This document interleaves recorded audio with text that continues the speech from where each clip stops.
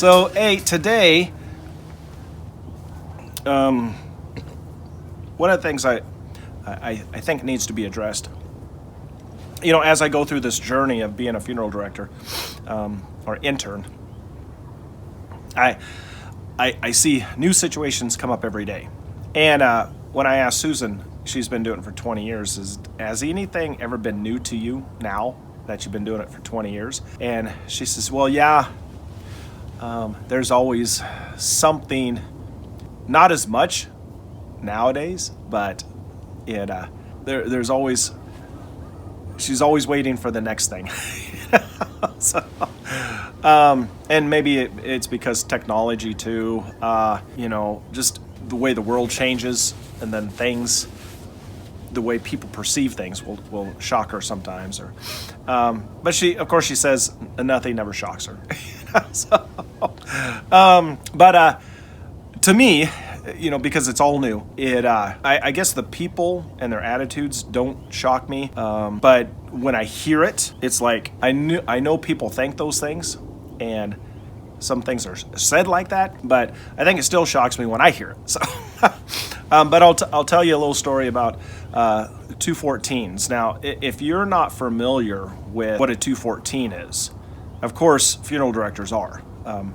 But what a DD Form 214 is it is a discharge paper, and it shows your military service. There is a page 1, 2, and 4. I don't know why they skipped 3, but I think it's member 1, service 2, and copy 4. I think that's what it is. It's been a while. I retired after 24 years of military service. It was 2 years ago. And this month, actually, is when I went on terminal leave 2 years ago. And so I haven't really looked at them. But mine says I'm an RE4, which means either you did some really bad stuff and you're never coming back in, or you retired and you're not coming back in. Now, that can get changed if they really, really super need you. Like generals can get recalled to service, but they're, like officers. But officers never, their commissioner is indefinite. So they may get a 214, but where it has an RE code, it may say indefinite. I don't know. I've never looked at it. However, so let's talk about your loved one. You're interested. You want to know why you need to give it up, a copy of it, or submit it. It's a big deal nowadays. The 214 to a funeral director means the government gives $5,000 to the surviving, to the person that died for taking care of funeral needs. Okay, now they don't come in a check. You tell us what you want to do. We put it all down on a form. We send it in, and they cut us a check for that exact amount. One family member says, "Oh, we get $5,000, so if we only spend $3,000, we get the difference." And I'm thinking in mind, what a dirtbag. That money's not for you. It's for the veteran, okay, to take care of their final needs, your whatever habit you've got going on. But I don't say those things, obviously. It's stuff I think. And it's probably, every time I've told people that story, they're like, that's exactly what I was thinking. What a dirtbag. And other people are like, what? If you have to say what like that, you're wrong. But no, you do not get the difference, okay? That is for the veteran. And so this is the way it works. You submit a copy. You can even text it to us. Any way you can get it to us. We've got to be able to see the discharge status. Were they honorable? If it was other than honorable, forget it. Just keep it, because they're not getting nothing, okay? Definitely dishonorable. Forget it. It has to be honorable. How long do they have to serve? If you've got a 214 and it says honorable discharge, you're good to go. I've seen them where they only served a couple of months because they got hurt. It'll say medical on it. Now, I was a recruiter for 13 years out of the 24 years I was in the military. The last 13 years I was a recruiter. So when I get these kids coming back from training, and I recruit for the National Guard, and they'd come back from training and it would say discharge on it because they were discharged from active training status and completed service, completed time. Or if they came back early because they got hurt, it'd say medical something. It'd give a medical reason on it. Other than that, say honorable. That is the deal, all right? It has to say honorable. Now, we don't have to have the 214. If you've got a certificate that shows honorable service, says Joey Johnson served from 1993 to 1997, discharged with honorable status. Boom, or honorably discharged for your faithful service to the U.S. Army.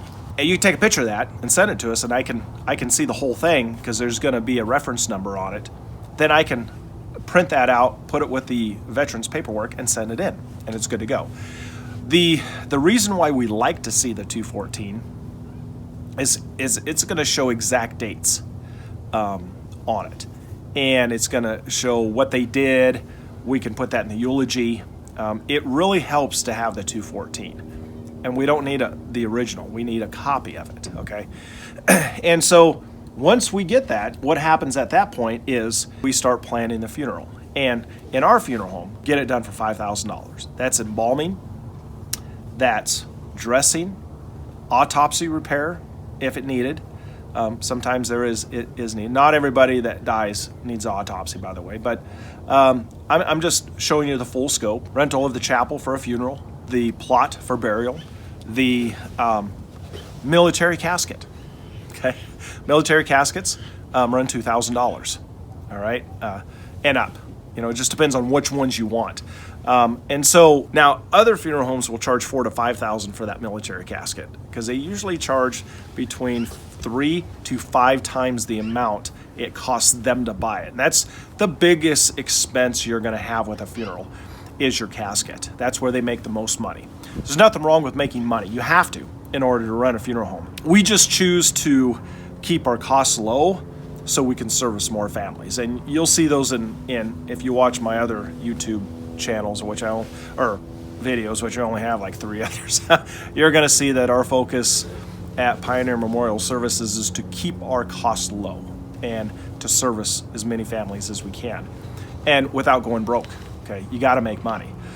But we can literally do a military funeral for that $5,000 and no cost out of your pocket. Now, we did have a family say, we're really interested in having them buried over at Medical Lake Military Cemetery. So that's not an issue at all. So basically, instead of charging them for a plot, opening the ground, and placing of the plaque and all that comes to burying, we put that cost towards us transporting that person to the cemetery.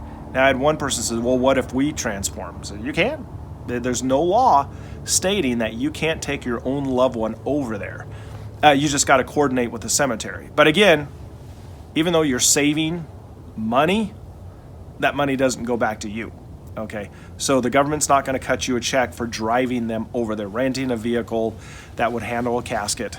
And so I'm just being very clear with you. And so you might as well let the funeral home do the work. Okay, we put them in the hearse, we drive them 2 hours over there, deliver them on their schedule. We got to work with that graveyard schedule, and then we drive back. Okay, and we add a charge for that for the hearse use and our time. Okay, however, just understand it's still not going to cost you a dime. All right, so why do I hammer on this 214? Well, we had a situation. Stepsisters say yes, he was in the military, and so okay, we just need a copy of that 214.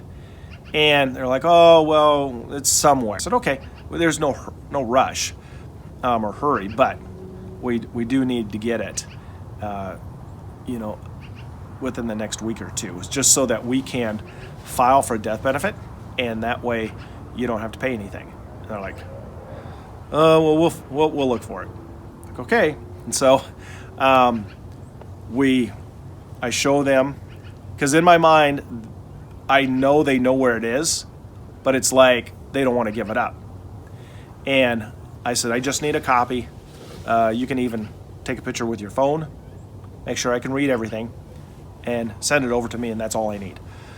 And you could see there was some hesitation. It doesn't make any sense to me. I was in the military for 24 years, and anytime anybody needed a copy of my 214, well, to make a huge story, and this is kind of long, it took some time, make it short, they were afraid that we were going to use it. You know, they were kind of paranoid about the whole stealing identity.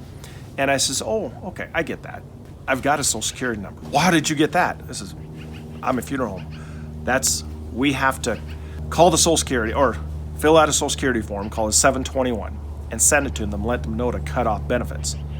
And they were like, evidently they were going to hold out for a while before they told any official government agency so they could keep collecting these checks. Because they said, well, we still have bills he has to pay, and we can't really survive without his check.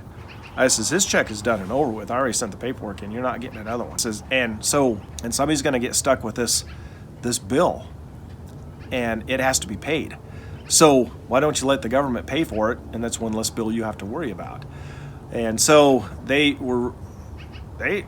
took their sweet time of getting it to me, and but in the process, it's, look, here's the caskets that you get to choose from, you know, in this package deal. All this is covered. And so I wrote up the bill and showed it to him, and it was like $4,000 something. It was close to about $4,800 with transportation and the casket and everything that we do. Do you want to be stuck with this bill, or well, can't we put them in a cheaper casket? I said, why would you want to? It's all being paid for by the government. Well, I'm not sure we can find the 214. I says, well, yeah, we can put them in cheaper casket, but why is the hesitation? Needing to pay their bills, and they didn't want anybody to find out he was dead. And I says, the Social Security already knows he's dead. Okay, people are really funny. Everybody knows that's important as far as the government, that he's gone. I said, look, I'm just trying to help you out. And so we ended up getting it. We were able to give him what he deserved. And the daughters that lived with him were not happy because now that money's not there. And it's super sad to see. And you hear of things like that, but when you sit in front of two people that all they're concerned about is that paycheck, it really brings it home, you know. So anyways, hey guys, it is super important. The government went way up. I think they added $4,000 to what they used to give. I don't remember. I'm pretty new in this, and so I think it was at one time $700 or $800, and now it's $5,000. And so they served our country, and the spouses sacrificed too. Okay, I know my wife had lots of problems with the way the military can treat their employees, their servicemen and women, and so when they got to go, they got to go. Sometimes I had to be gone for 3 weeks at one time, and the spouses suffer too. So this is a honorable thing for the spouse too. So anyways, 214s must have. It is a big help. So please provide those if you are a loved one and you're concerned about it. Definitely give it up so that it will help you in the end. Okay. All right. This was Justin with Cremation Station, and you have a beautiful day, because I know I am.